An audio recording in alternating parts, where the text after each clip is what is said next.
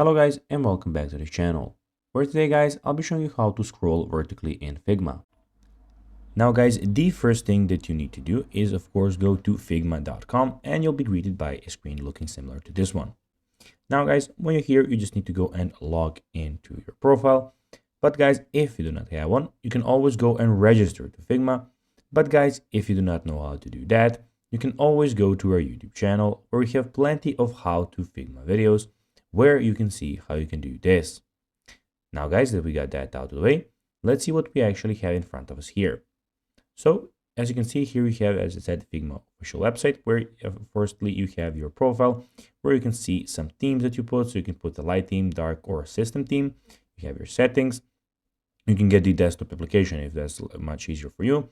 You can add another account and you can log out of the account that you're in at the moment. Here you can search for anything basically that you want to search for. So for types, by anything, basically what you want to search for. We have your themes here. We have your drafts, which I at the moment don't have any. You can go and have deleted drafts, the ones that you just made. You can view plans here. If you at the moment I have a free plan, but if you want to get another plan, you can go there. And you also have your favorite files. Here you have your themes. So basically this is my theme project that I can go and create another one.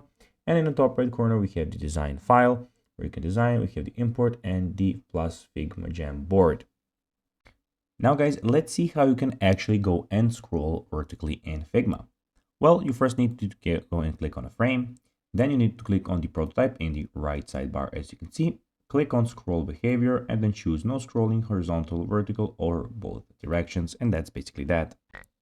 And guys, that will be everything for this video. I hope that you found this video informative. If you did that, guys, don't forget to like this video, share it, subscribe to the channel, put the notifications on. And guys, as always, I'll be seeing you in the next video. Bye guys.